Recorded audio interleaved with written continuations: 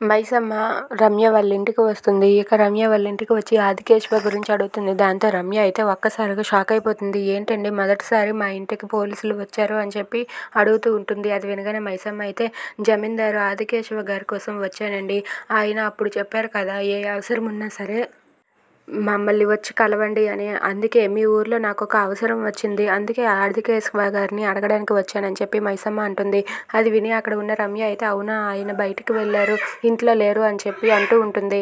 దాంతో అక్కడ ఉన్న మైసమ్మ అయితే సరేనులేండి, మళ్ళీ వచ్చినప్పుడు మాట్లాడి కలుస్తాను అని చెప్పి అంటూ ఉంటుంది. దాంతో రమ్య అయితే అవునా, ఏంటి మీకు అవసరం, ఈ ఊర్లో ఏదైనా అవసరం ఉంది అన్నారు కదా, అదేంటో చెప్పండి, నాకు వీలైనదైతే నేను చేస్తానని చెప్పి అంటూ ఉంటుంది.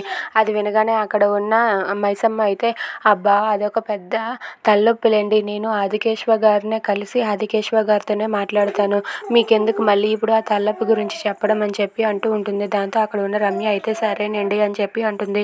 ఇక మైసమ్మ అయితే మరి నేను వెళ్ళొస్తాను, ఆదికేశవ గారు వచ్చారని తెలిసాక మళ్ళీ వస్తానని చెప్పి మైసమ్మ అంటుంది. దాంతో రమ్య అయితే సరే అంటుంది. ఇక మైసమ్మ వెళ్తూ వెళ్తే తన దగ్గర ఉన్న ఫోటో అయితే కింద పడిపోతుంది.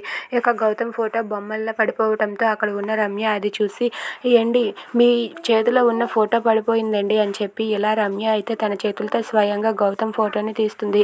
ఇక మైసమ్మ ఆ గౌతమ్ని వెతుక్కుంటూ ఆ ఊరు వచ్చిందని చెప్పకుండా ఆదికేశవ వచ్చాక చెప్తానని అంటుంది. ఇక రమ్య అయితే ఆ ఫోటో తీసి మైసమ్మకు ఇస్తూ ఉంటుంది. ఇక ఆ ఫోటో వెనక్కి తిరిగి ఉండటంతో రమ్య ఆ ఫోటోని చూడకుండా అలా తన చేతితో మైసమ్మకి అయితే ఇచ్చేస్తుంది. మైసమ్మ అయితే ఇదిగోండి, ఈ ఫోటోలో ఉన్న వ్యక్తిని వెతుక్కుంటూనే మీ ఊరు వచ్చానని చెప్పి అంటూ ఉంటుంది Maisamma. If you like this video please subscribe.